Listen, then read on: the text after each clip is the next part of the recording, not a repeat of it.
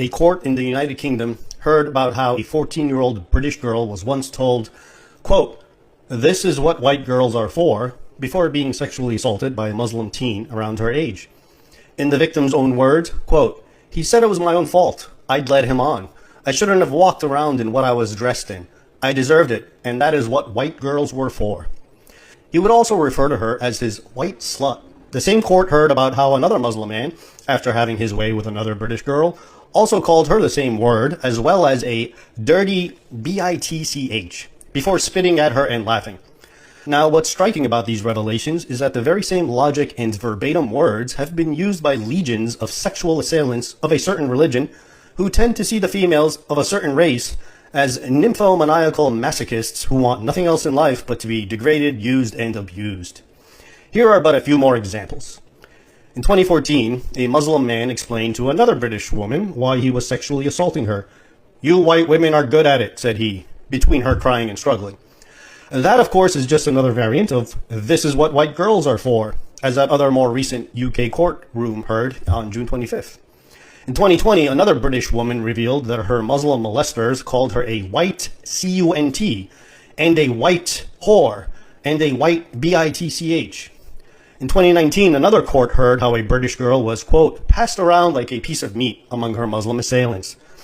Speaking now as an adult, the court heard how she was, quote, "raped on a dirty mattress above a takeaway and forced to perform sex acts in a churchyard," and how one of her abusers, quote, "urinated on her in an act of humiliation afterward." In 2018, another British woman was trafficked to Morocco, where she was sexually assaulted by dozens of men. They, quote, "made me believe I was nothing more than a slut and a white whore," she recollects. "They treated me like a leper, apart from when they wanted sex. I was less than human to them. I was rubbish." In 2015, another Muslim man called a 13-year-old girl a little white slag, British slang for promiscuous woman, before forcibly de-virginizing her. In 2013, not only did Dr. Taj Hargey, a British imam, confirm that the majority of the UK's imams promote grooming rings, in his words, he said Muslim men are taught that women are, quote, "second-class citizens, little more than chattel or possessions over whom they have absolute authority," and that the imams preach a doctrine that, quote, "denigrates all women, but treats whites with particular contempt." There's certainly no doubting that last point.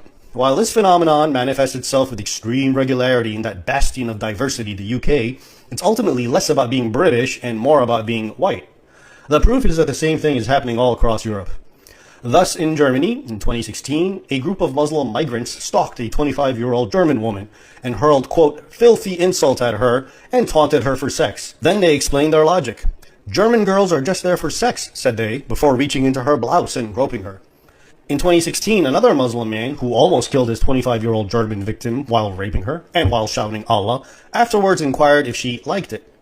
In 2016, in Australia, a Muslim cabbie groped and insulted his female passengers, including by saying, quote, "all Australian women are sluts and deserve to be raped."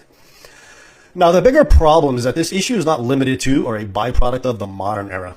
From the very start of Islam 14 centuries ago, Muslim men have always portrayed European women, even chaste nuns, as both sexually desirable and sexually promiscuous by nature. And as usual, it all traces back to Muhammad.